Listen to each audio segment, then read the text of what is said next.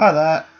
So today I've got a list of 5 tips and tricks that I usually use that will hopefully help you have a better day if you go to Alton Towers. And note, this is just for Alton Towers, but some of these do work for other parks.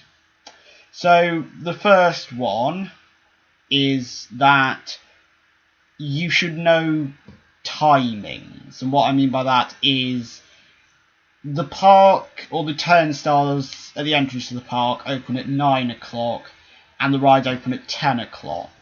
So if you want to get quite a lot of rides in your day, you'll want to arrive at the park relatively early. I'd say aim to be in the car park, parked up at around 9:15, just so you can get to the park before all the rides open. You can start queuing. I mean, if you really want to, you can get there by 9 to be waiting in the queue, but personally I go at like 9, half 9, somewhere around then. The second one, again, this is still to do with like once you get to the park. There's a monorail that runs from the car park to the entrance.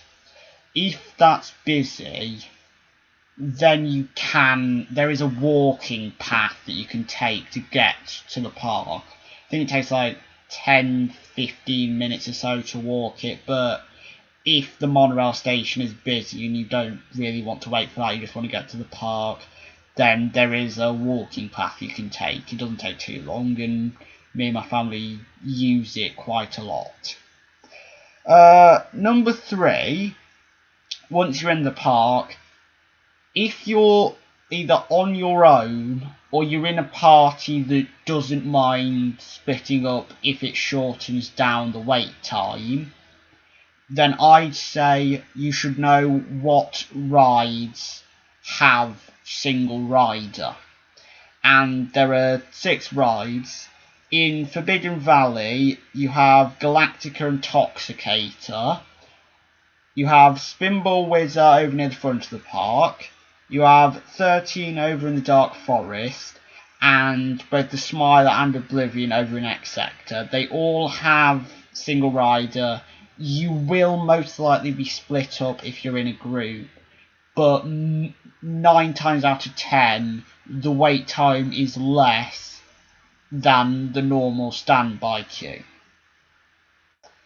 So the fourth one is a bit of like a money saving tip. This is one of the ones that you can use at Alton Towers, but I'd say make this a universal rule, is to bring your own lunch, because theme park food, it can get quite pricey, especially if you're like a family of 4. So if you just bring sandwiches, crisps, piece of fruit, a couple of like chocolate bars, it'll just save you that few pounds that could go towards something else. So I'd say just bring a packed lunch for yourself and your family. It'll just save you a good amount of money. Number 5 is to start at the back of the park, so either Forbidden Valley or Dark Forest. And the reason I say this is because the vast majority of the general public will head towards the front of the park, so like Smiler or Wicker Man. Those big headliner attractions, most of the general public will head there. So if you head to the back, do Nemesis or 13 first, the queues will most likely be shorter, especially if you use the tip for 13 of using that single rider, because it does genuinely help. So I hope that these tips will help you in some way. I maybe could have done this as a short, but I decided to do it as a full-length video, so hope you enjoyed. Bye.